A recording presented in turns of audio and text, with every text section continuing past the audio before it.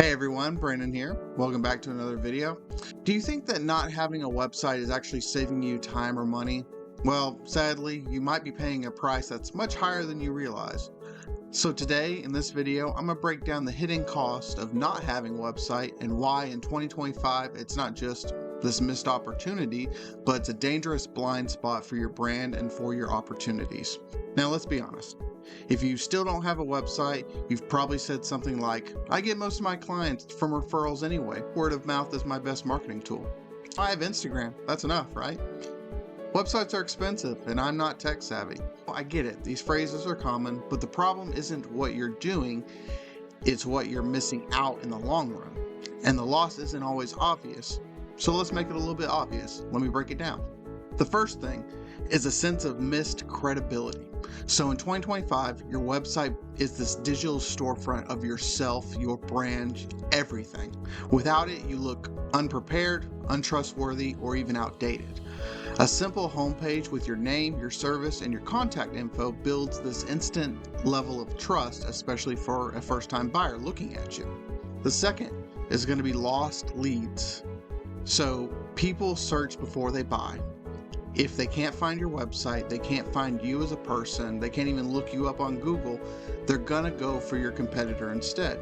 You could be losing dozens or hundreds of sales per year without even knowing it, even though you think, hey, word of mouth is gonna be my best bet. The last thing also is there's no sense of ownership control. Social media platforms can shut down your account, change the algorithm, limit reach. Your website is a circumnavigation to this.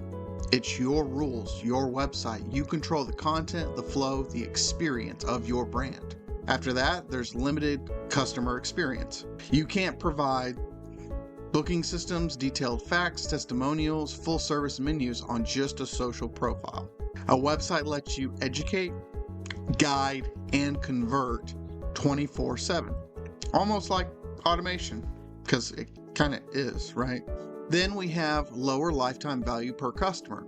With no website, you're not going to get to capture emails, you're not going to retarget visitors, you don't guide people to more of your services. It's more of a one-off with a social profile. You're leaving money on the table after you get the sale. So let me give you a story. There's two local fitness coaches, both have great content, both got results for clients. Coach A only had Instagram, and then Coach B had a website with a lead magnet, testimonials, online booking, and then blog posts for SEO. Over a span of 12 months, Coach B had 4 times the revenue, built 2,000 plus email list, and was ranking for online fitness coaching in their city. Why? Because their website worked while they slept, using organic traffic, using SEO. Coach A, they ended up getting stuck on the content treadmill where they had to consistently provide fresh new content for potential viewers, and it's almost like a hedonistic treadmill where it's never enough. Now, you don't need to spend $5,000 on custom development. Here's what a basic, effective website should include. That's pretty bare minimum, but will get the job done.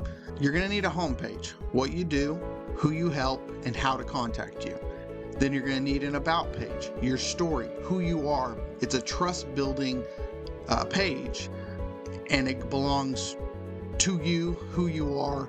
It's like a full avatar representation of yourself. And then you're going to do an offer page.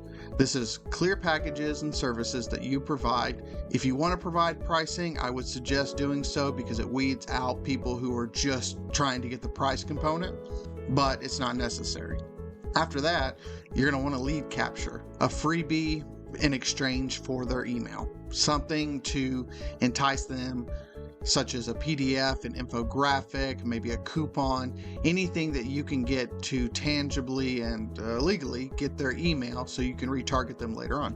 And lastly, you're going to want a contact form.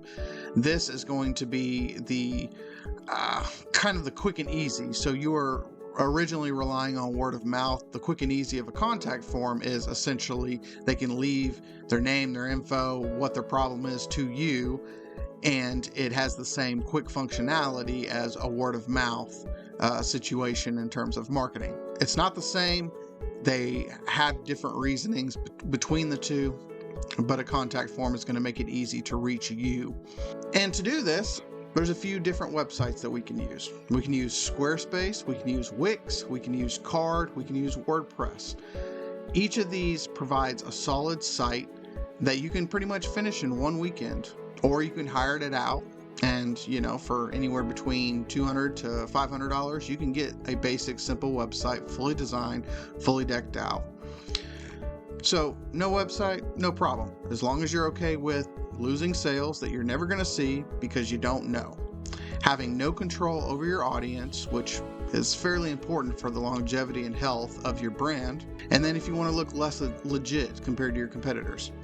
But in the end, if you want to grow smarter, not just louder, your website has to have a foundation. Now, tell me in the comments, do you already have a website? What are you doing to prepare to build a website if you don't have it? And if this type of content interests you, please like and subscribe, and I'll see you in the next one. Bye.